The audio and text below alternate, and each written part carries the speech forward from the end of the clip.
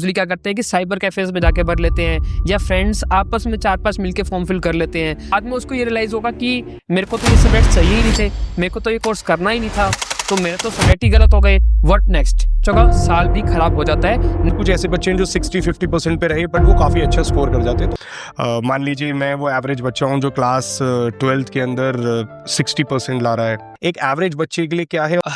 मेरे लिए सर बहुत इंटरेस्टिंग क्वेश्चन है, बिकॉज वो बच्चा मैं ही रहा हूँ कभी अपने टाइम में। ठीक है, right. So I was an average student. कि जो एवरेज होते हैं जिनका 80s में स्कोर आता है, राइट, सीपीएसई में वो इतना 90s वाला स्कोर अचीव नहीं कर पाते, बट वो एंट्रेंस एग्जाम्स क्रैक कर जाते हैं। What is this normalisation term? क्योंकि ये बहुत सुनता हूँ मैं बच्चों से कि सीयूईटी के अंदर एक नॉर्मलाइजेशन का प्रोसेस है जिसकी वजह से नंबर्स पे इम्पैक्ट पड़ जाता है और Correct. उसकी वजह से आपके कोर्सेज के सिलेक्शन पे। तो what is normalisation? And CUET का एग्जाम भी कम से कम सर 20 लाख बच्चे अपीयर होते हैं। तो मतलब इसका रियल टाइम इम्पैक्ट आपकी लाइफ में बहुत तगड़ा पड़ सकता है।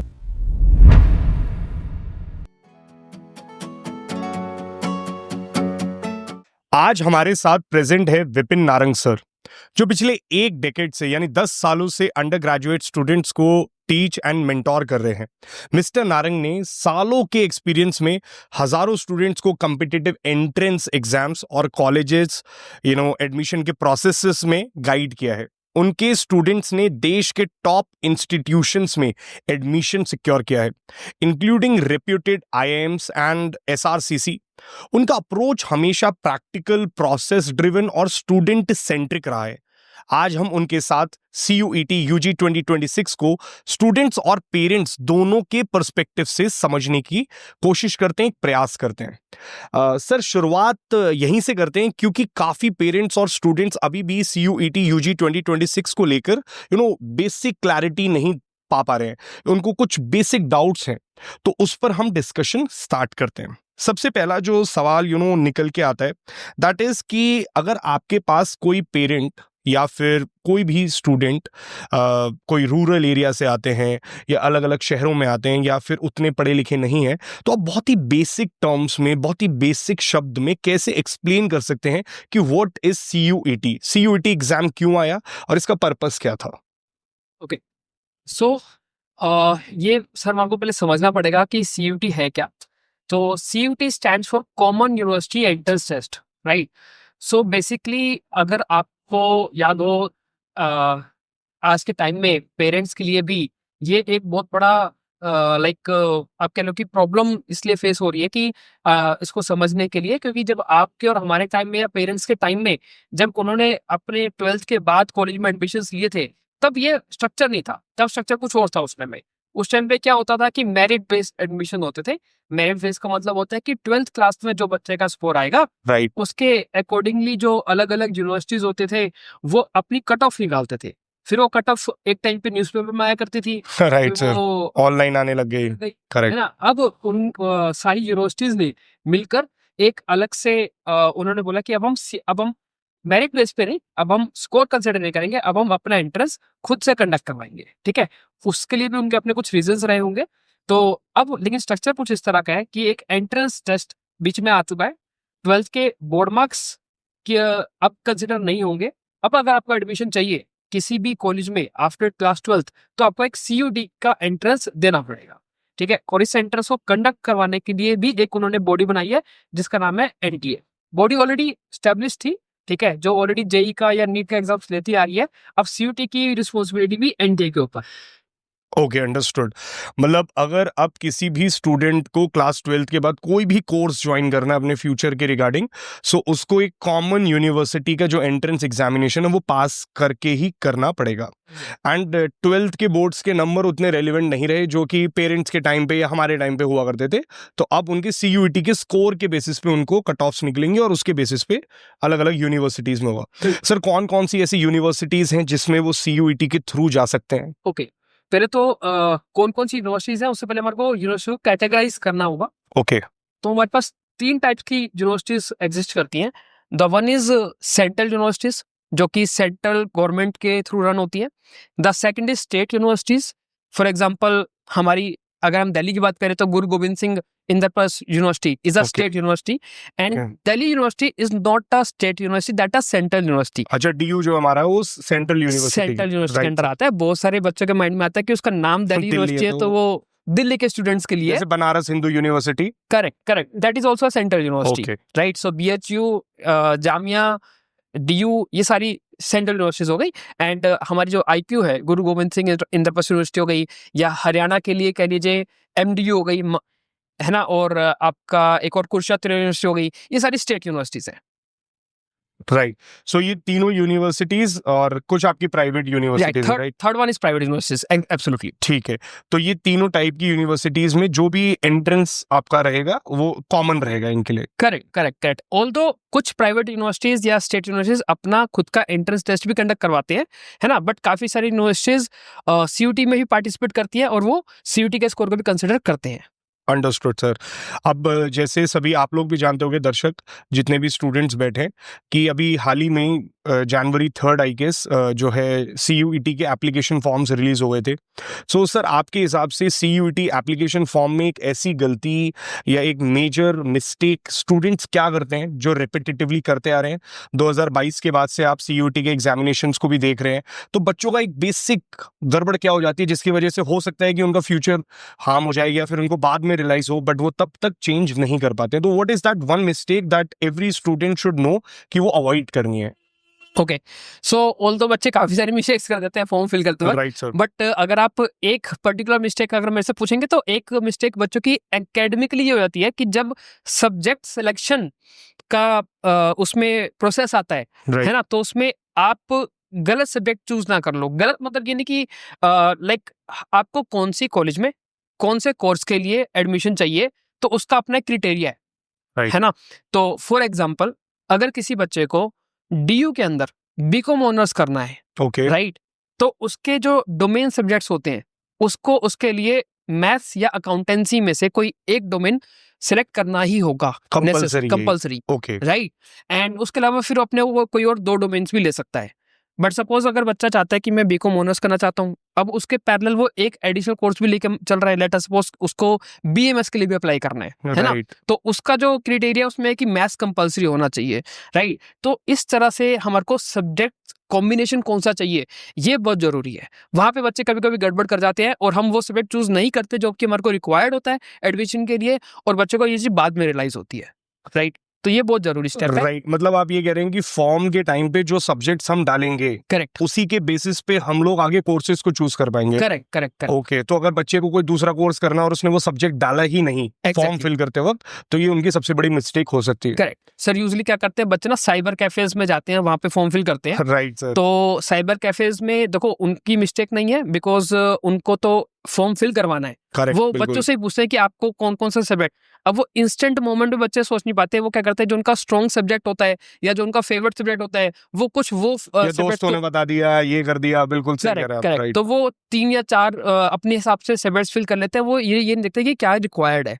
सो ये चीज समझनी पड़ेगी। उसके लिए एक एक्सपर्ट गाइडेंस बच्चे लेकर ही अगर फॉर्म फिल करें या प्रॉपरली उसको पहले एनालाइज करके फिल करें, वो ज्यादा बेटर रहेगा। ओके, मतलब ये ऐसा कि उनको कौन से कोर्सेज करने हैं, फिर उनके सारे सब्जेक्ट्स, फिर क्राइटेरिया, फिर अलग अलग यूनिवर्सिटीज का क्राइटेरिया वो जॉट डाउन करके पूरा पढ़ के, बिल्कुल, फिर उनके मॉड्यूल्स और फिर परमुटेशन कॉम्बिनेशंस डिफरेंट बनेंगे। Right sir, understood. अब जैसे हम बात ही कर रहे हैं कि जनवरी 3 को ये रिलीज हुआ और मेरे ख्याल से आई गेस अप्रैल तक आपके बोर्ड्स के एग्जाम भी आ जाते हैं। सो सर, अब बोर्ड्स के एग्जाम भी बहुत नजदीक हैं, बहुत ज्यादा समय बचा नहीं है। तो क्लास 12 के बच्चों का ना एक बहुत बड़ा डाउट है जो मुझसे भी पूछते रहते हैं, कहते हैं कि भैया एक बात बताओ, अब क्लास 12 के बोर्ड्स भी आ चुके हैं नजदीक और CUET भी इंपॉर्टेंट है।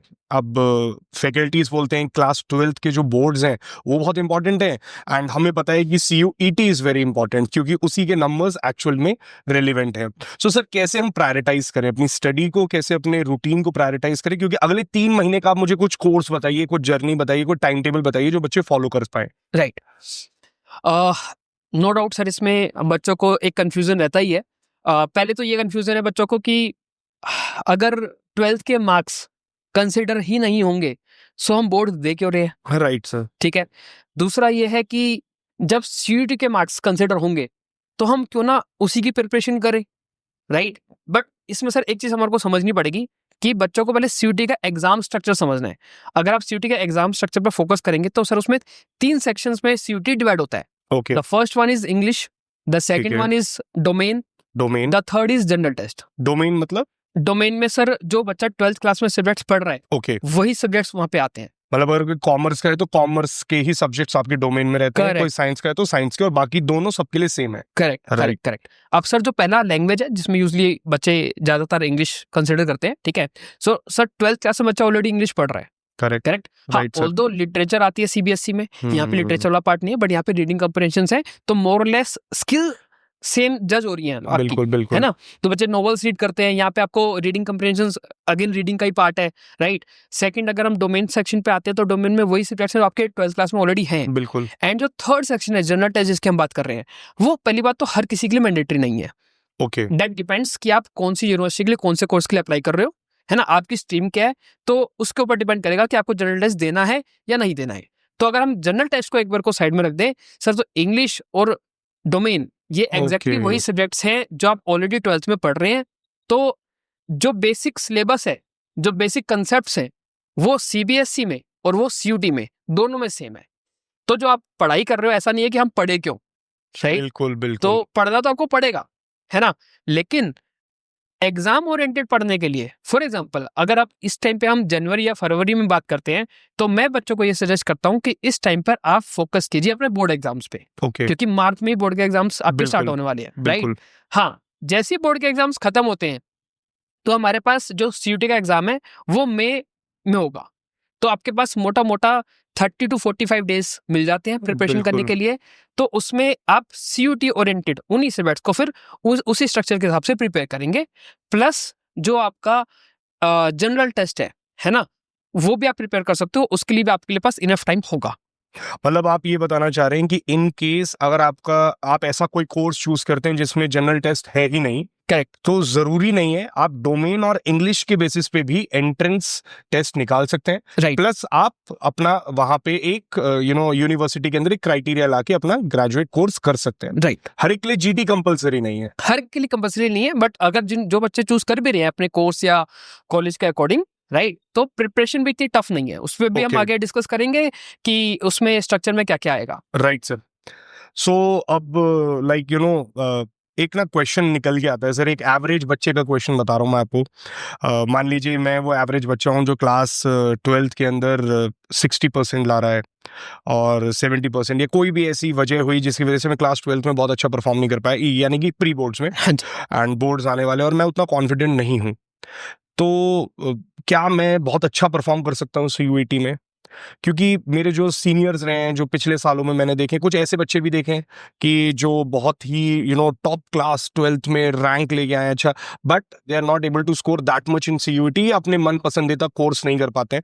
या फिर कुछ ऐसे बच्चे हैं जो 60-50% पे रहे बट वो काफी अच्छा स्कोर कर जाते हैं। तो आपका क्या मानना है, एक एवरेज बच्चे के लिए क्या है और एक वो बच्चे के लिए जो टॉपर है, कैसे हम उसको बैलेंस आउट कर सकते हैं, और उनके लिए क्या हमारा एक अप्रोच रहना चाहिए, गाइड करेंगे आप उनको? ओके, सो मेरे लिए सर बहुत इंटरेस्टिंग क्वेश्चन है, बिकॉज वो बच्चा मैं ही रहा हूँ कभी अपने टाइम में, ठीक है। Right, so I was an average student, not 60s, हाँ 80s में मेरा स्कोर आता था, ठीक है। तो मैंने ऐसे और भी बहुत सारे बच्चे अपने पास्ट एक्सपीरियंस में देखे, अपने टीचिंग एक्सपीरियंस में देखे हैं कि जो एवरेज होते हैं जिनका 80s में स्कोर आता है, राइट, बट क्या कहते हैं कि सीबीएसई में वो इतना 90s वाला स्कोर अचीव नहीं कर पाते, बट वो एंट्रेंस एग्जाम्स क्रैक कर जाते हैं, ठीक है। Right sir. उसमें सर हमारे को एक बेसिक अंडरस्टैंडिंग होनी चाहिए कि जब सीबीएसई का जो एग्जाम होता है ना, वो सर एक सब्जेक्टिव एग्जाम है, और जो एंट्रेंस एग्जाम्स होते हैं वो ऑब्जेक्टिव एग्जाम्स हैं। ऑब्जेक्टिव मींस एमसीक्यूज क्वेश्चंस आएंगे, बिल्कुल, एंड उसमें आपको कहीं पे भी प्रेजेंटेशन की रिक्वायरमेंट नहीं है, कहीं पे आपको अपने क्वेश्चंस को आंसर को एक्सप्लेन नहीं करना कि कंक्लूजन कैसा आया है, आपको आंसर सब मार्क करने हैं, राइट। राइट, तो क्वेश्चंस को भी उसी तरीके से फ्रेम किया जाता है। सीबीएसई के क्वेश्चन, जैसे मैंने कहा था कि जो सब्जेक्ट्स है वो सेम है ना, कोर्स सेम है, सिलेबस सेम है, राइट। फर्क कहाँ पे आएगा, क्वेश्चन को स्ट्रक्चराइज करने में, ठीक है। So the way of asking the question in the CBSE and in CUET is quite different, okay, right. तो अब सर जय ऑब्जेक्टिव एग्जाम है, तो जिन बच्चों के कंसेप्ट क्लैरिटी बहुत अच्छी है, राइट, तो वो बच्चे यूजुअली आगे निकल जाते हैं। हाँ बिल्कुल, तो ये देखा जाएगा हमेशा कि कुछ बच्चे ऐसे हैं जो 12th में अच्छा स्कोर कर रहे हैं बट एंट्रेंस में उतना अच्छा नहीं कर पाते। ऐसा नहीं कि बिल्कुल नहीं कर पाएंगे, उतना अच्छा नहीं कर पाएंगे। और कुछ बच्चे ऐसे हैं कि शायद जो आपको लग रहा होगा कि ये एंट्रेंस में अच्छा नहीं करेंगे क्योंकि उनका सीबीएसई खराब या फिर एवरेज था, है ना, राइट, बट वो एंट्रेंस बहुत अच्छे से क्रैक कर जाते हैं क्योंकि उनकी कंसेप्ट क्लियरिटी अच्छी होती है। अंडरस्टूड। सो मतलब ये बच्चों के लिए बहुत बड़ी सीख है। अगर आप 60-70% वाले एक एवरेज बच्चे हैं तो ज़रूरी नहीं है कि आप सीयूटी में अच्छा स्कोर नहीं कर सकते, अपना मन पसंदीदा कोर्स या यूनिवर्सिटी चूज़ नहीं कर सकते, बिल्कुल कर सकते हो। और अगर आप टॉपर्स हैं तो ओवर कॉन्फिडेंट भी ना हो, ज़रूरी नहीं है कि आपको वो भी मिल जाए। सो आपको एक बैलेंस्ड अप्रोच रख के अपनी सीयूटी की प्रिपरेशन करनी चाहिए। So obviously sir I think overall structure clear हो चुका है हमें कि सीयूटी के। अब थोड़ा सा हम और कुछ बेसिक बातों पे फोकस करते हैं एंड थोड़ा सा पर्टिकुलरली फोकस करते हैं फॉर्म फिलिंग जो एक प्रोसेस है। राइट। तो सर बच्चों का क्वेश्चन क्या रहता है कि एक्चुअली ना मैथ्स को लेकर काफी डाउट है ओके। कि क्या ऑनर्स के जो भी कोर्सेज हैं लाइक योर बीकॉम या बीए, अगर हम इसे परस्यू करते हैं तो क्या इसमें मैथ्स कंपलसरी है या मैथ्स कंपलसरी नहीं है? तो आपका क्या इसमें मानना है? What's your take? यस, बहुत सारे ऐसे कोर्सेज हैं जिसके अंदर मैथ्स मैंडेटरी होगा। जैसे हमने पहले भी एक एग्जांपल लिया था कि अगर कोई बच्चा बीकॉम ऑनर्स करना चाहता है ना, तो उसको ईदर मैथ्स और अकाउंटेंसी एक सब्जेक्ट कंपलसरी रखना ही पड़ेगा अपने डोमेन में। अच्छा, लास्ट ईयर सीयूटी ने एक और चीज नोटिफाई की थी ओके, कि आप डोमेन सब्जेक्ट्स सिर्फ और सिर्फ उसी को चूज कर सकते हो जो आपके 12th सब्जेक्ट में पढ़े हुए होने चाहिए। मतलब अच्छा, पहले ऐसा भी होता था कि जैसे एक साइंस स्टूडेंट है, अब वो चाहता है कि अगर मैं बीएमएस करूं, बीएमएस मैनेजमेंट कोर्स है। अब एक साइंस स्टूडेंट साइंस का कोर्स तो चलो कर ही सकता है। अब मैनेजमेंट कोर्स के लिए वहां पे रिक्वायरमेंट कहाँ क्या आ जाती है कि आपको अकाउंटेंसी चाहिए फॉर एग्जांपल, राइट, या फिर बिल्कुल, आपको business studies as a compulsory कोई सब्जेक्ट अगर चाहिए, ठीक है। ऑल्दो अभी हम बात करेंगे कि कहाँ पे कंडीशंस है कहाँ पे कंडीशंस नहीं है, बट अब साइंस स्टूडेंट ने सर बीएसटी तो नहीं पढ़ रखी है अपनी 12th क्लास में, बिल्कुल सर, तो एक साइंस स्टूडेंट अपने डोमेन में बीएसटी चूज नहीं कर सकता। ओके, ऑल्दो मैनेजमेंट कोर्सेज के लिए अप्लाई जरूर कर सकता है, ठीक है, लेकिन वो बीएससी चूज नहीं कर सकता जो उसने नहीं पढ़ रखा। पहले ही अलाउड था, ठीक है, 22 में 23 में, ठीक है, 24 ऑनवर्ड्स ये चीज अब अलाउड नहीं है। तो मतलब ऐसी कुछ निटी-ग्रिटीज हैं कि आपको बेसिकली पर्टिकुलर कोर्स का जाकर के वो पढ़ना है कि मेरे कोर्स के लिए क्या कंपलसरी है, क्या कंपलसरी नहीं है। But Correct. मैथ्स कई सारे कोर्सेज के लिए कंपलसरी सब्जेक्ट में आ जाता है। कंपल्सरी आया था, राइट बिल्कुल। सर। एक और क्वेश्चन सर जो निकल के आता है कि जब अभी हम सब्जेक्ट से रिलेटेड बात कर रहे हैं तो वही अगला क्वेश्चन भी मेरा रहेगा कि जब हम बात करते हैं कि सब्जेक्ट गलत हो जाए तो मुझे बताइए सर उसका ना रियल लाइफ में क्या इम्पैक्ट पड़ने वाला है? जैसे कि मान लीजिए मैंने गलत कोई कॉम्बिनेशन चूज कर लिया जिसकी वजह से सो कॉल्ड मुझे अब रुकना पड़ रहा है, टिकना पड़ रहा है एक पर्टिकुलर कोर्स पे, एक पर्टिकुलर यूनिवर्सिटी पे, तो फ्यूचर मेरा कैसे इम्पैक्ट होने वाला है उससे? बिल्कुल। तो जैसे कि सर हम इसलिए पहले वो बात करते हैं कि जब भी आप अपना फॉर्म फिल कर रहे हैं तो बहुत ध्यान से फॉर्म फिल कीजिए। यही मिस्टेक हमने पहले डिस्कस की थी, ठीक राइट, है, इसी को थोड़ा सा हम और डिस्कस करते हैं। बिकॉज अगर आपने फॉर्म फिलिंग करते वक्त भी सब्जेक्ट सिलेक्शन सही से नहीं किया, जैसे मैंने एग्जांपल लिया था, बच्चे यूजुअली क्या करते हैं कि साइबर कैफेज में जाके भर लेते हैं या फ्रेंड्स आपस में 4-5 मिलके फॉर्म फिल कर लेते हैं, राइट। तो उसमें क्या होता है कि एक फ्रेंड दूसरे को देखकर जो उसने सब्जेक्ट सिलेक्शन किया, हाँ हो सकता है कि पहला फ्रेंड अपनी रिसर्च करके आया हो, उसने अपने हिसाब से सिलेक्ट की हो, लेकिन जो दूसरा फ्रेंड है उसको कॉपी पेस्ट कर रहा है तो उसने अपने अकॉर्डिंग नहीं किया। बाद में उसको ये रियलाइज होगा कि मेरे को तो ये सब्जेक्ट चाहिए ही नहीं थे, मेरे को तो ये कोर्स करना ही नहीं था, तो मेरे तो सब्जेक्ट ही गलत हो गए, व्हाट नेक्स्ट। अब उसके लिए हमारे पास कोई ऑप्शन नहीं है, वहां पे बच्चों का साल भी खराब हो जाता है। नेक्स्ट ईयर उनको फिर से सीयूटी के लिए, बिकॉज सीयूटी कोई ऐसा एग्जाम नहीं है कि आप जब चाहोगे फॉर्म फिल किया आपने अपने अकॉर्डिंग और आपने राइट, अपनी विंडो लेके उसको एग्जाम दे दिया, राइट। फिर बच्चों को एक साल खराब होगा और वो अगले साल ही उस कोर्स के लिए अप्लाई कर सकता है, या फिर उसको फिर कुछ और ऑप्शंस जैसे कि प्राइवेट यूनिवर्सिटीज में मिल जाते हैं तो फिर वहां पे जाना पड़ेगा। राइट। तो मतलब इसका रियल टाइम इम्पैक्ट आपकी लाइफ में बहुत तगड़ा पड़ सकता है। बिल्कुल। Okay, right. तो मतलब ये है कि आपको बहुत ही एक पर्टिकुलर गाइडेंस लेकर और बड़ों से विचार करो जो सीनियर्स हैं और उसके बाद ही फिर ऐसे सब्जेक्ट्स के कॉम्बिनेशंस को चूज करो। बिल्कुल। Right sir. सर अभी ना 2-4 दिन पहले मेरी एक छोटी बहन है उससे बात हो रही थी तो सीयूईटी के रिगार्डिंग ही, तो वो बोली कि भैया वहाँ पे ना नॉर्मलाइजेशन होता है। तो मैंने कहा यार ये नॉर्मलाइजेशन क्या होता है? मैं आपसे पूछना चाहता हूँ sir, what is this normalisation term? क्योंकि ये बहुत सुनता हूँ मैं बच्चों से कि सीयूईटी के अंदर एक नॉर्मलाइजेशन का प्रोसेस है जिसकी वजह से नंबर्स पे इम्पैक्ट पड़ जाता है और Correct. उसकी वजह से आपके कोर्सेज के सिलेक्शन पे। तो व्हाट इज नॉर्मलाइजेशन? ओके, पहले तो सर ये समझते हैं कि जैसे we know India is a over populated country, बिल्कुल राइट, सर। एंड सीयूटी का एग्जाम भी कम से कम सर 20 लाख बच्चे अपियर होते हैं। ओके, अब सर इतनी पॉपुलेशन को कंट्रोल करने के लिए जब एग्जाम्स कंडक्ट करवाए जाते हैं तो एक सिंगल स्लॉट में एग्जाम होना पॉसिबल नहीं है, बिल्कुल तो मल्टीपल स्लॉट्स में बच्चे एग्जाम्स देते हैं। फॉर एग्जाम्पल मैंने एग्जाम दिया, मेरा एग्जाम मान लो कि 12th को है ना, मेरा एग्जाम 10 बजे है, आपने एग्जाम दिया सेम सब्जेक्ट का, बट आपका 12th को नहीं, आपको 13th को है, अच्छा राइट। तो जब हमारे स्लॉट्स अलग हो जाते हैं तो हमारे क्वेश्चन पेपर्स भी अलग अलग होंगे, ठीक है। तो सर हो सकता है कि किसी एक बच्चे का क्वेश्चन पेपर इजी हो, दूसरे बच्चे का डिफिकल्ट हो। लेट अस से कि मेरा इजी था, आपका डिफिकल्ट था। अब बिल्कुल सर मान लो मैंने 200 में से 180 स्कोर किया क्योंकि मेरा पेपर इजी था, और आपका और मेरा लेवल मैच करता है, जैसे सीबीएसई में कह लीजिए या फिर किसी भी सेंस में कह लीजिए, ठीक है, बिल्कुल प्रिपरेशन लेवल हमारा प्रिपरेशन लेवल मैच मैच करता है, राइट। और आपका सर स्कोर आता है 200 में से 150, है। तो कहीं ना कहीं बिकॉज यहाँ पे फॉल्ट आपका नहीं है ना पेपर फॉल्ट का मेरा है, है, तो बिल्कुल पेपर में जो डिफिकल्टी लेवल का वेरिएंस आ रहा था, है ना, बिल्कुल उस वेरिएंस को कहीं ना कहीं ठीक करने के लिए नॉर्मलाइज करना बहुत जरूरी है। So- ताकि सबको एक लेवल प्लेइंग फील्ड पे ला सके। Okay correct. ओके तो सर इसके लिए क्या होता है, इसके लिए एक सिस्टम होता है जिसको बोलते हैं परसेंटाइल सिस्टम। ओके तो अगर आपने देखा होगा बच्चों को परसेंटाइल, एक स्कोर तो बच्चा अचीव करता ही करता है, उसके बाद वो एक परसेंटाइल अचीव करता है। Right what is percentile? For example मैं जिस स्लॉट में एग्जाम देने गया तो उस स्लॉट में और भी बहुत सारे बच्चे एग्जाम दे रहे थे, बिल्कुल तो लेट अस से कि 100 स्टूडेंट्स एग्जाम्स दे रहे हैं और मेरा जो स्कोर आया है वो अगर 70% बच्चों से ज्यादा आया है ना, 100 बच्चे तो मान लो 70 बच्चों से मेरा स्कोर ऊपर आया है, राइट। ठीक है, तो मेरी 70 परसेंटाइल हो जाएगी।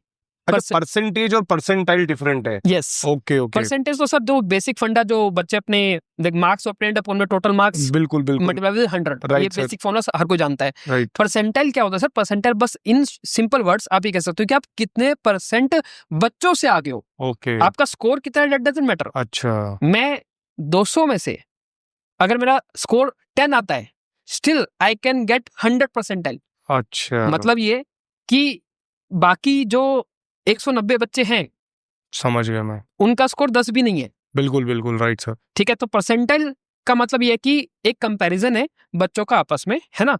तो फॉर एग्जांपल जैसे मैंने बताया कि मैंने अपने स्लॉट में चेक किया, मेरे स्लॉट में चेक हुआ कि 200 में से अगर मेरे 180 स्कोर है तो मैं कितने परसेंट बच्चों से आगे हूँ। लेट अस सपोज मेरी 97 परसेंटाइल आ जाती है, ठीक है। फिर आपका चेक किया जाएगा क्योंकि आपका पेपर टफ था, आपका 200 में से 150 स्कोर आया, बट ये देखा गया कि जब एग्जाम टफ था तो स्टिल आपकी भी 97 परसेंटाइल आएगी, तो हमारा स्कोर वेरी कर गया बट हमारी परसेंटाइल सेम है। तो बिल्कुल अगर हमारी परसेंटाइल सेम है तो हमारे को सेम लेवल पे कंपेयर किया जाएगा आगे फर्दर, मतलब जो ओके हमारा एडमिशन होगा उस स्कोर को नॉर्मलाइज करके हमारे को आगे एडमिशन मिलेगा। सो ये सर एक पॉजिटिव चीज है, ये नेगेटिव नहीं है। नेगेटिव सर पता बच्चे तब ले लेते हैं क्योंकि देखो ऑब्वियस सी बात है, अगर मेरा 200 में से 180 आ रहा है और जब नॉर्मलाइज करने के बाद वो स्कोर अगर 170 हो गया, है ना, और आपका सर 150 आया, आपका भी नॉर्मलाइज करने के बाद 170 हो गया, तो जिसका 150 से 170 हो वो तो चुप रहेगा, वो कुछ नहीं बोलेगा, वो कहेगा बढ़िया है मेरा स्कोर तो बढ़ गया। बिल्कुल जिसका 180 से 170 जाएगा वो बच्चा बोलेगा ये मेरा स्कोर कम हो गया, है ना। राइट तो वो बच्चे थोड़ा सा क्योंकि जो मार्केट में हमारे को सुनने में आता है तो बिल्कुल, बच्चे कहते बिल्कुल। हैं हमारे को नॉर्मलाइज करने से घाटा हुआ है, वो घाटा हुआ सिर्फ है। उन्हीं बच्चों को हुआ है जिनका स्कोर ज्यादा था और कम हुआ है। तो But लेकिन ये है जिनका कि सबको हम लेवल प्लेइंग फील्ड पे ला रहे हैं, सबको Correct. बराबरी से देखा है एंट्री। ओके अब मैंने एक एग्जांपल आपको लिया जो 200 में से 180 या 200 में से 150, वो सिर्फ आपको एक सर समझाने के लिए यहाँ पर मैंने एग्जांपल लिया था। बट यूजली जब जो एनटीए है बहुत बड़ी ऑर्गेनाइजेशन है, वो कभी भी इस तरह के जो दो एग्जाम से सेट नहीं करती कि एक बहुत ज्यादा इजी होगा और एक बहुत ज्यादा टफ होगा, ठीक है। राइट तो सर यूजली होता है कि जो बच्चों का स्कोर है जब नॉर्मलाइज होता है तो हार्डली अगर मेरा स्कोर जैसे 180 आया तो वो 179 में चला जाएगा, 178 में चला जाएगा, ज्यादा डिफरेंस बहुत नहीं है। ज्यादा फर्क नहीं पड़ता उससे। Correct correct. राइट ठीक है सर। अब एक बच्चों की तरफ से सवाल कि प्रिपरेशन के टाइम पे अभी जो सीयूईटी का, उसमें हम ज्यादा फोकस किस पे करें? क्या हम लोगों को इंग्लिश पे ज्यादा फोकस करना चाहिए जो हमारा सब्जेक्ट है, या फिर हमें सब्जेक्ट डोमेन पे करना चाहिए, या फिर हमें जीटी पे करना चाहिए, या हम लोगों को इनके कुछ कॉम्बिनेशंस पे ज्यादा फोकस करना चाहिए? तो आपके हिसाब से किसको प्रायोरिटी देनी चाहिए हमें इसमें? सर इसमें प्रायोरिटी तो हमारे को सभी सब्जेक्ट्स को ही देनी पड़ेगी। हाँ, ये कह सकते हैं कि कुछ स्टूडेंट्स के कुछ पर्टिकुलर सब्जेक्ट स्ट्रॉन्ग होते हैं, कईयों के वीक होते हैं, है ना। जैसे कोई बच्चा बोलता है मैं सर मैथ्स में स्ट्रॉन्ग हूँ बट मेरा इकोनॉमिक्स वीक है, कोई बच्चा कहता है सर मैं फिजिक्स में स्ट्रॉन्ग हूँ, मेरा कोई दूसरा सब्जेक्ट वीक है, राइट। तो हाँ, एक चीज तो मस्ट है, जैसे मैंने बोला कि English is a common, correct. Right sir. तो इंग्लिश से आप भाग नहीं सकते। हाँ, आप ये कह सकते हो कि जो सब्जेक्ट आपके वीक है बिकॉज डोमेन में आपके पास यूजली 4 डोमेन्स होते हैं जो आप 12th क्लास में पढ़ रहे होते हो अपार्ट फ्रॉम द लैंग्वेज, तो आपको चूज 3 करने हैं, ठीक है। तो वहाँ पे आप जब फॉर्म फिल करते वक्त जब सब्जेक्ट को सिलेक्ट करते हो, आप वहीं पे सिलेक्ट कर लो। तो जोन से आपने डोमेन अपने बेस्ट चूज किए हैं, ऑब्वियसली आप उसमें बेस्ट हो तो आप उसमें बेस्ट परफॉर्म करोगे, है ना। तो बस ये कि डोमेन में आपको चॉइस मिल जाती है, बट इंग्लिश जैसे क्या कि सबके लिए मस्ट है, तो उसकी प्रिपरेशन बच्चों को स्टार्टिंग से करनी ही पड़ेगी। Right and general test is basically is not compulsory for all the students as we know, right. But जिनके लिए कंपल्सरी है उनको जो प्रिपरेशन करनी है उस चीज़ की, बिकॉज काफ़ी टाइम से बिकॉज बाकी सारे सब्जेक्ट्स ऑलरेडी बच्चा पढ़ रहा है, जनरल टेस्ट बच्चा पढ़ नहीं रहा, तो उस पर भी फोकस ज़्यादा देना पड़ेगा। तो इन शॉर्ट आपको इंग्लिश और जनरल टेस्ट इस पे फोकस ज़्यादा देने की जरूरत है रेदर देन डोमेन। डोमेन पे फोकस ऐसा नहीं कि फोकस नहीं करना, बिकॉज डोमेन आप ऑलरेडी पढ़ रहे हो 12th क्लास में, है ना। आई थिंक इसलिए कहते हैं कि क्लास 12th में ढंग से पढ़ाई करोगे तो सीयूटी में आपका ऑब्वियसली अच्छा आएगा, क्योंकि डोमेन तो आपका स्ट्रांग करेक्ट रहना ही चाहिए। वो रहना ही चाहिए, बिल्कुल। Right sir. But you know अब कुछ बच्चे ऐसे भी हैं सर, फॉर एग्जांपल अब अगर कोई स्टूडेंट है जो साल भर यू नो प्रिपरेशन ही नहीं कर पाया Okay. फॉर एग्जांपल, और क्लास 12 की तैयारी नहीं कर पाया, कोई भी XYZ रीज़न हो सकता है, घर में कोई तकलीफ है, फाइनेंशियल इश्यूज है, तो आप मुझे ये बताइए सर कि फिर उसका क्या तरीका है, वो कैसे CUET UG 2026 को टारगेट करे, एंड डेली कितना रियलिस्टिकली उसको टाइम देना चाहिए अपने प्रिपरेशन नोट को। राइट कुछ बच्चे ऐसे भी होंगे सर जो फाइनेंशियली इतने स्ट्रांग नहीं होंगे कि वो अलग से कोचिंग ले सकें इस चीज़ के लिए, राइट। तो मैं दोनों तरफ से गाइड कर देता हूँ। सो सबसे पहले तो बच्चों को अपनी रीडिंग स्किल्स इंप्रूव करनी होंगी। English is more about the reading, right. So अपनी रीडिंग स्किल्स आपको इंप्रूव करनी है, उसके लिए आप डेली न्यूज़पेपर रीड कर सकते हो, आप नॉवेल्स रीड कर सकते हो, राइट। न्यूज़पेपर रीड करना ज़्यादा मैं सजेस्ट करूंगा, क्योंकि उसके साथ साथ आपकी जीके भी ऑटोमेटिकली प्रिपेयर हो जाती है, जो करंट अफेयर्स हैं आपके प्रिपेयर हो जाते हैं, बिल्कुल ठीक है। सो डेली बच्चे न्यूज़पेपर रीड करें, है ना। और अगर उसके अलावा और भी रीडिंग में इंटरेस्ट आ रहा है, बिकॉज आपको अलग अलग जोन्स भी रीड करने पड़ेंगे, आपको उसमें माइथोलॉजी भी रीड करनी चाहिए, आपको साइकोलॉजी भी रीड करनी चाहिए, आपको हिस्ट्री भी रीड करनी चाहिए, राइट। तो आई विल सजेस्ट कि बच्चे नॉन फिक्शन नॉवेल्स भी रीड करें, राइट। तो रीडिंग अगर आप अपनी एक हैबिट बनाते हो तो आपकी इंग्लिश ऑटोमेटिकली स्ट्रांग हो जाती है। जब आप फाइनली जब CUET का एग्जाम देने जाएंगे, उससे 1 महीना पहले जब आप प्रिपेयर करेंगे, ठीक है, तो फिर आपको एग्जाम ओरिएंटेड प्रिपरेशन करनी है। लेकिन उससे पहले जैसे आपने पूछा, तो एक हॉबी बना सकते हो, डेली एक रीडिंग हैबिट बना सकते हो। डन। सेकंड, आप न्यूज़पेपर में या फिर आजकल तो ऐप्स भी आ गई हैं, कुछ पजल्स या कुछ रिडल्स आते हैं बड़े इंटरेस्टिंग, जिसमें एक तरह से गेम्स की तरह ही बच्चों को लगेंगी। तो सर अगर डेली बच्चा 1 या 2 पजल्स या रिडल्स सॉल्व करता है, तो उसका जो माइंड है वो डेवलप हो जाएगा। अब वो लॉजिकल रीजनिंग जो सब्जेक्ट आता है उसके क्वेश्चंस को बड़े इजीली सॉल्व कर सकता है। एंड द थर्ड इज, अगर आप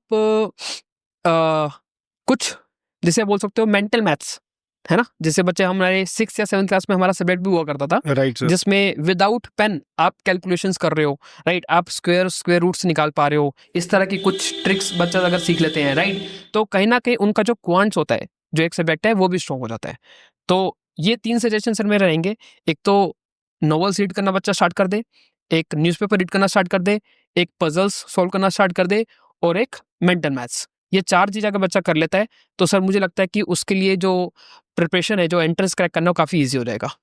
मीन्स आपको ये डेली हैबिट्स में अगर आप ये Correct. सारी चीजें ले आते हैं तो वो बहुत इजी हो जाती है जर्नी फिर आपके लिए। Make it a hobby. Make it a hobby, right. तो फिर ऐसे बच्चे भी जो क्लास 12 को बहुत ज़्यादा प्रिपेयर नहीं भी कर पाए, तो अगर वो अपने डोमेन वाले सब्जेक्ट्स को क्रैश कोर्स के थ्रू पूरा कर लेते हैं, तो आई गेस अगर ये डेली हैबिट में उनके है तो वो बहुत आसान हो जाएगी उनके लिए Right. जर्नी। Right sir. तो सर एक बात और बताइए, जैसे ना मॉक्स को लेके काफ़ी ज़्यादा इशू रहते हैं, यानी कि टेस्ट सीरीज जो एक बहुत ही बड़ा टर्म हो जाता है, तो बच्चों के दिमाग में रहता है कि मल्टीपल टेस्ट ज़्यादा इफेक्टिव वे है या कम टेस्ट और उनका रिवीजन एक ज़्यादा अच्छा तरीका है, ज़्यादा मॉक्स लगाएं कम मॉक्स लगाएं, वो नंबर क्या है, what is that ideal number? बहुत अच्छा क्वेश्चन है सर। जैसे बच्चे प्रिपेयर करते हैं, मैं देखता हूँ कि एंट्रेंस के टाइम पे बच्चा एक CBSE पैटर्न को फॉलो करता है। जैसे आपने बोला कि बिल्कुल ठीक बात है कि CBSE में हमारे को एक पैटर्न ये एग्जैक्टली है कि हम पहले पूरा अपना सिलेबस कंप्लीट करते हैं, क्योंकि उसका सिलेबस ही बहुत ज़्यादा वास्ट होता है ना। उसके बाद हम, क्योंकि जब मैंने बोला कि इतना वास्ट सिलेबस है, तो उसको एक बार रिवाइज करना भी बहुत ज़रूरी है, बिल्कुल राइट। तो रिवीजन भी वहाँ पे टाइम मांगती है, और वहाँ पे सर यूजली बच्चा क्या करता है कि सैम्पल पेपर्स अपने 5 या 6 या 10 है ना एज पर देयर चॉइस वो देते हैं, बिकॉज उनकी प्रिपरेशन ऑलरेडी हो चुकी होती है, वो सब्जेक्टिव एग्जाम होते हैं। और जैसे यहाँ पे समय बताया कि एग्जाम्स ना ऑब्जेक्टिव है। अब सब्जेक्टिव एग्जाम में आपको मोटा मोटा एक आइडिया कि एग्जाम में क्या क्वेश्चन आ सकता है, और क्वेश्चंस को भी डायरेक्टली पूछते हैं, वो इनडायरेक्टली वे में क्वेश्चन को ज्यादा घुमाते नहीं है। लेकिन सर Right. एंट्रेंस एग्जाम्स कभी भी उस तरह से नहीं होते। एंट्रेंस एग्जाम से बच्चों को नहीं पता कि एग्जाम में क्या आने वाला है, टॉपिक पता है, कंसेप्ट वही रहेंगे, लेकिन क्वेश्चन एग्जैक्टली तो नहीं मैच करेंगे। तो उसके लिए क्या चाहिए, उसके लिए ज्यादा से ज्यादा प्रैक्टिस चाहिए। इसका मतलब ज्यादा से ज्यादा मॉक्स भी देने पड़ेंगे। तो यहाँ पर सर मॉक्स की फ्रीक्वेंसी जितनी ज्यादा उतना अच्छा है। आप कम से कम भी 15 mocks before the actual exam दे के चाहिए। मैं तो सजेस्ट करता हूँ 30 से 40 देने चाहिए। वो डिपेंडिंग अपॉन आपके पास कितना टाइम है, but 15 मॉक्स it's a Correct. Minimum number जिसके बाद आप थोड़े से कॉन्फिडेंट हो सकते हैं, राइट सर? बिल्कुल। सर सीयूटी के सिलेबस में एनसीईआरटी का काफी बड़ा रोल माना जाता है, तो आपके हिसाब से what is the correct way कि हम एनसीईआरटी को लाइन बाय लाइन पढ़ें, वर्ड बाय वर्ड देखें, या फिर कोई स्मार्टर तरीका भी है कि भाई हम उसको क्रैक कर सकते हैं और इजी वे आउट भी कुछ है? बिल्कुल। अगेन सर इसमें बच्चों को समझना पड़ेगा कि जब ये बोला जाता है ना, सीबीएसई में इनफैक्ट ये बात बोली जाती है कि जो आपका एग्जाम होगा वो एनसीईआरटी बेस्ड होगा। एनसीईआरटी से एग्जाम बनेगा ऐसा नहीं है। अच्छा, बच्चे उसको right. ऐसा समझ लेते हैं।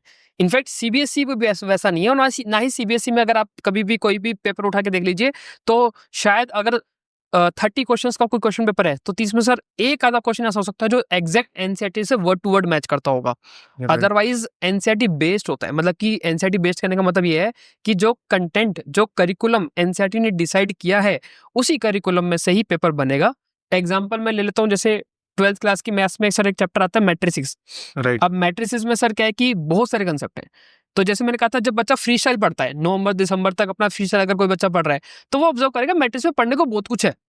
लेकिन एनसीईआरटी ने जो चीज डिसाइड की है, करिकुलम में जो डिसाइड किया है ना, उसके अकॉर्डिंग कौन कौन से टॉपिक्स आ रहे हैं, तो जो आपका एग्जाम है वो उन्हीं क्वेश्चन में से बनने वाला है।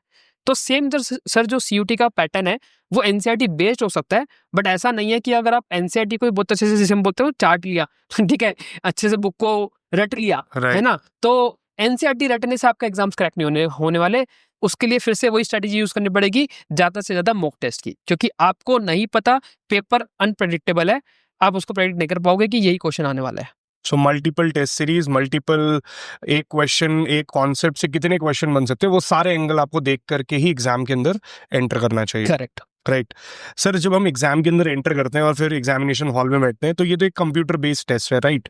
अब कंप्यूटर बेस्ड टेस्ट है, सामने मेरे यहाँ पे डेस्कटॉप है और मेरे को उन्होंने बोल दिया है कि आप मार्क करिए और ऑनलाइन एग्जाम दीजिए।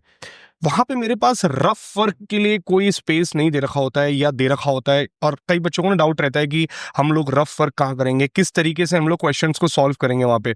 उसके लिए क्या क्लैरिटी आप दे सकते हैं सर इस बारे में? हाँ, नहीं, इस चीज में सर एनटीए बहुत अच्छे से ध्यान रखता है बच्चों का। तो जो एग्जाम है, नो डाउट वो कंप्यूटर बेस्ड है, राइट? क्वेश्चंस आपकी स्क्रीन पे होंगे, बट आपको एक रफ शीट दी जाती है, प्रोवाइड की जाती है, एक A4 शीट जिसे हम बोलते हैं, जिस टाइप की, राइट, उस टाइप की एक शीट और एक पेन बच्चों को मिलता है। इनफैक्ट कभी कभी पेन भी बच्चों को घर से लेके जाने की नीड नहीं होती, सेंटर से ही प्रोवाइड किया जाता है, ओके, राइट? तो बच्चों के पास रफ वर्क है।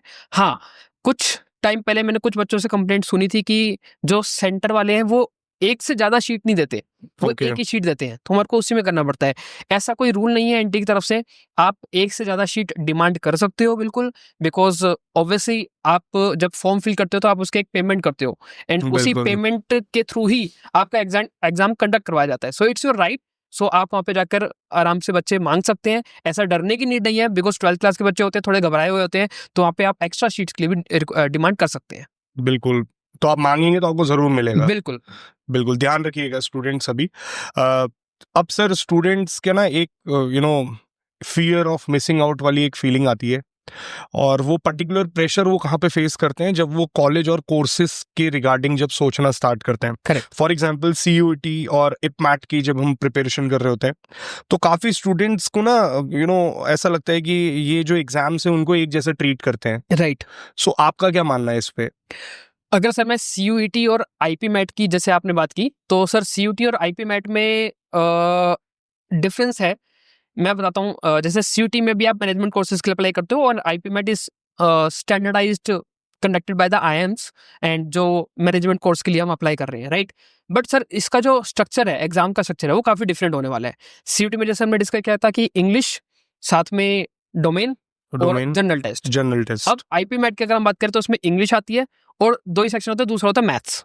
ओके, अब जो यहाँ पे जो मैथ्स है वो पर्टिकुलरली ऐसा नहीं कि 11th और 12th का मैथ्स है, नहीं, आपके बेसिक 10th क्लास तक का जो जिसे हम क्वांट्स कहते हैं वो आने वाला है। बट सर इनका जो डिफिकल्टी लेवल है वो भी काफ़ी ज़्यादा वेरी करता है। तो अगर आपको ये लग रहा है कि आपने सीयूटी की प्रिपरेशन कर ली और आप आईपी मैट क्रैक कर लोगे, इट्स नॉट पॉसिबल, राइट। या फिर अगर आप ये कह लें कि आपने आईपी मैट प्रिपेयर कर लिया, बट आईपी मैट में जैसे मैंने कहा कि आपने सिर्फ 2 सब्जेक्ट्स प्रिपेयर किए, इंग्लिश और मैथ्स। हाँ, आईपी मैट प्रिपेयर करने के बाद क्योंकि आपने एक higher level higher exam level की करा है। प्रिपरेशन कर लिए तो आप एक बेसिक लेवल को भी क्रैक कर ही लोगे, ठीक है। बट इसमें ये भी ध्यान रखना होता है, बच्चे जब एक हायर लेवल के एग्जाम्स को प्रिपेयर करते हैं तो वो सोचते हैं, उनका जो सोचने का तरीका होता है वो थोड़ा सा बदल जाता है ना। वो फिर एक इजी चीज को भी बहुत कॉम्प्लिकेटेड वे में सोचते हैं कि पता नहीं इसमें क्या है। करेक्ट, और वो फिर गलत मार्क भी कर सकते हैं। तो इसलिए एग्जाम से 7 या 8 दिन पहले, मतलब आपने मान लो कि प्रिपरेशन सीयूटी की भी की और आईपी मैट की भी की है, but 7 to 8 days before the exam आप सिर्फ और सिर्फ उसी एग्जाम को ही प्रिपेयर करो। उनके पीवाईक्यूज को देखो और उसी के अकॉर्डिंग आप एकदम Correct. अपना माइंडसेट को अलाइन करिए, राइट सर। सर जैसे ना एक डिसीजन मेरी लाइफ में भी था, आपकी लाइफ में भी होगा और हम सबके लाइफ में भी आता है कि हमें कोर्स क्या करना है। और मुझे ऐसा लगता है कोर्स सेलेक्ट करने से पहले हमारे सोसाइटी के अंदर एक दिमाग में डाल दिया जाता है, दैट इज कॉलेज कौन सा होना चाहिए। मुझे ऐसा लगता है कॉलेज से पहचान हो जाती है, कोर्स से पहचान नहीं होती है। तो आपका क्या मानना है कि sir college is the priority जो बच्चों को दिमाग में रखना चाहिए, या कोर्स इज द प्रायोरिटी? क्योंकि फ्यूचर तो शायद कोर्स से है, बट आपका नाम और शायद प्लेसमेंट जो कि सो कॉल्ड मार्केट में है वो that is through colleges. So what's your take on this? Sir वैसे आपके क्वेश्चन में ही आंसर है क्योंकि आपने दोनों ही चीज़ें बोल दी। मैं इसको थोड़ा सा और एलोबरेट कर देता हूँ। सपोज सर अगर आप आज के टाइम में आपको एक शूज़ चाहिए तो आप कहाँ जाएंगे? आप रिबॉक पे जाएंगे, आप बिल्कुल। प्यूमा पे जाएंगे, राइट। तो पहली चीज़ हमारे लिए मैटर क्या कर रही है आज के टाइम में? Brand, right. सिमिलरली आज के टाइम में भी सर शायद हमने फीचर्स की बात नहीं की कि मेरे को किस टाइप का शूज चाहिए। हमने पहले क्या बात की, मैं रिबॉक या प्यूमा ही लूंगा, बिल्कुल, है ना। पहले शोरूम डिसाइड हो गया। पहले शोरूम डिसाइड हो गया, उसके बाद जाकर मैं सोचूंगा कि चलो कोर्स तो बिल्कुल। मैं मतलब कि कौन सा प्रोडक्ट लेना है। प्रोडक्ट लेना है, राइट। बिल्कुल। तो आज के टाइम में सर वही चलता है। मार्केट जो, जैसे आपने बोला कि मार्केट जो कहती है ना, दिल कहता है कि कोर्स की प्रायोरिटी पहले होनी चाहिए, ठीक है, बट मार्केट ये नहीं कहती है। मार्केट कहती है कि कॉलेज की प्रायोरिटी एक ब्रांड वैल्यू होनी चाहिए। ब्रांड वैल्यू का मतलब क्या सर? वो कॉलेज जहाँ पे फैकल्टीज अच्छे हों, जहाँ पे करिकुलम अच्छा हो, जहाँ पे एटमोसफियर अच्छा हो, जहाँ पे पीयर ग्रुप अच्छा हो, जहाँ पे प्लेसमेंट्स अच्छी हो, राइट। ये सारी चीजों को मिलाकर ही हम बोलते हैं कि a college is a good college, right. Correct. और वही सर आज के टाइम में ब्रांड है। ब्रांड का मतलब सर मेरा यहाँ पे इंफ्रास्ट्रक्चर से नहीं है। मैं बोलूंगा अगर आप मेरे से पूछेंगे सबसे ब्रांड मतलब कि सबसे जो टॉप पे कॉलेज आ रहे हो, यूनिवर्सिटी कौन सी आ रही है, वो दिल्ली यूनिवर्सिटी आ रही है, राइट। अब दिल्ली यूनिवर्सिटी का अब तो काफी सारा इंफ्रा बहुत बेटर हो गया है। मेरे को याद है हम लोग जब डीयू में थे तो हम लोग बिल्कुल, बैरक्स बिल्कुल। में पढ़े हैं सर, हाँ, है ना। बिल्कुल। तो उस टाइम पे ऐसा कोई इंफ्रा नहीं था, डीयू का इतना अच्छा नहीं था। अब तो काफी कॉलेजेस में इंफ्रा भी अच्छा है ना। बट नो डाउट जब हम ब्रांड की बात करते हैं तो इसका मतलब उसकी प्लेसमेंट से है, उनके पीयर ग्रुप से है, उनके फैकल्टी से, उनके करिकुलम से है। सीयूईटी के लिए कोचिंग लेना नेसेसरी है या सेल्फ प्रिपरेशन से भी बच्चा अपना इस एग्जाम को क्लियर कर सकता है? सर जैसे इसका आंसर मैं ऑलरेडी दे चुका हूँ, मैं फिर से एक बार रिपीट करता हूँ। जैसे मैंने बोला कि इफ यू आर, अगर ये 4 चीज आपकी हॉबीज हैं जैसे मैंने बताया था, बिल्कुल। पहली अगर आप डेली न्यूज़पेपर रीड कर रहे हैं, दूसरा अगर आप डेली पजल्स या रिडल्स सॉल्व करते हैं, तीसरा अगर आप मेंटल मैथ्स मतलब बिना पेन उठाए आप कैलकुलेशन कर सकते हो, है ना, उसके लिए भी एक हॉबी होनी चाहिए, एक हैबिट होनी चाहिए, राइट। और चौथा अगर आप नॉवेल्स रीड कर रहे हैं, ठीक है। तो अगर ये 4 चीज आपके हैबिट में है, क्योंकि मैंने बताया अगर आप नॉवेल रीड कर रहे हैं तो आपकी इंग्लिश स्ट्रॉन्ग है बिकॉज आप रीड कर रहे हो। अगर आप न्यूज़पेपर रीड कर रहे हो तो आपकी करंट अफेयर स्ट्रॉन्ग है। अगर आप पजल सॉल्व करो तो आपकी लॉजिकल रीजनिंग स्ट्रॉन्ग हो जाएगी, और अगर आप मेंटल मैथ्स करो तो आपका क्वांट स्ट्रॉन्ग हो जाएगा, राइट। तो यही 4 सब्जेक्ट्स हर एक एंट्रेंस एग्जाम में कॉमन है। अगर आपकी एक हैबिट, आपकी हॉबी है, और हॉबी का मतलब सर होता है कि आप 8th क्लास से ये सब करते आ रहे हो डेली बेसिस पे। हॉबी का मतलब ये नहीं कि अगर आपने आज स्टार्ट कर दिया तो आप विद इन 1 मंथ उसमें एक्सेल कर दोगे। थोड़ा इंप्रूवमेंट आएगा बट इतना एक्सेल नहीं कर पाओगे, ठीक है। तो अगर ये 4 चीजें आपकी ऑलरेडी हॉबी है, जिस बच्चे के भी है, तो उसको प्रिपरेशन की नीड नहीं है। लेकिन अगर ये 4 चीजें हैबिट में नहीं है, ठीक है, तो प्रिपरेशन मस्ट हो जाती है। Right sir. So sir and करने से पहले मैं चाहूँगा कि आपने ये तो बता दिया कि कौन कौन सी चीजें होनी चाहिए। सर कोई ऐसे 3 रूल्स या 3 ऐसी चीजें या 3 अपने एक्सपीरियंस से कोई ऐसी बातें बताइए जो नहीं करना है बच्चों को, that is a must know for everyone, कि ये 3 चीजें तो करनी ही नहीं है। सर पहली चीज़ तो है कि बच्चे को खुद को कंफ्यूज नहीं करना है, जैसे हमने इनिशियली भी डिस्कस किया था सीबीएसई और सीयूटी में। इस टाइम पे हम ये सजेस्ट करेंगे, अगर जनवरी या फरवरी में बच्चा आ चुका है तो इस टाइम पे वो सीयूटी की प्रिपरेशन पे ज़्यादा फोकस ना करके अपने बोर्ड एग्जाम्स पे फोकस करे, राइट। एंड जैसे बोर्ड एग्जाम्स कंप्लीट होते हैं, दूसरा अब मैं इस पे आ रहा हूँ कि बच्चे एंजॉय नहीं करना अब कि आप ये सोचो कि पेपर खत्म हो गए, अब हम हॉलीडेज के लिए जा रहे हैं, हम बिल्कुल। छुट्टियां मनाएंगे, हमारे को ब्रेक चाहिए, क्योंकि टाइम बहुत कम होगा सर। मतलब ऐसा नहीं है कि आपके 4 महीने के बाद सीयूटी का एग्जाम है, just after the board exams आपको हार्डली 30 to 45 डेज मिलते हैं, और उन 30 to 45 डेज में आपको प्रिपेयर करना होगा, राइट। तो उस टाइम पर बच्चा फोकस करे कि मैं अब एंट्रेंस एग्जाम पे पूरा अपना ध्यान दे रहा टाइम हूँ। दूंगा, राइट। राइट तो सर। सर ये कुछ चीजें हैं जिन पे बच्चों को इस टाइम पे फोकस करना चाहिए। So thank you so much sir and for your valuable guidance. I think कि शायद स्टूडेंट्स को भी ये चीज़ बहुत अच्छे से क्लियर हुई होगी क्या करना है क्या नहीं करना है। And we will come up with another podcast, will come up with another series just like this, and hopefully हम लोग सर के साथ फिर मिलेंगे एंड सर का जो एक्सपीरियंस है उससे हम लोग सीखने का प्रयास करेंगे। Thank you so much sir, and I wish कि हमारे यूजर्स जो हैं अगर उनको कोई भी क्वेश्चंस या कोई भी डाउट्स होते हैं तो वो कमेंट बॉक्स में ज़रूर आपसे पूछ सकते हैं। बिल्कुल, thank you Sure. So much sir. Welcome.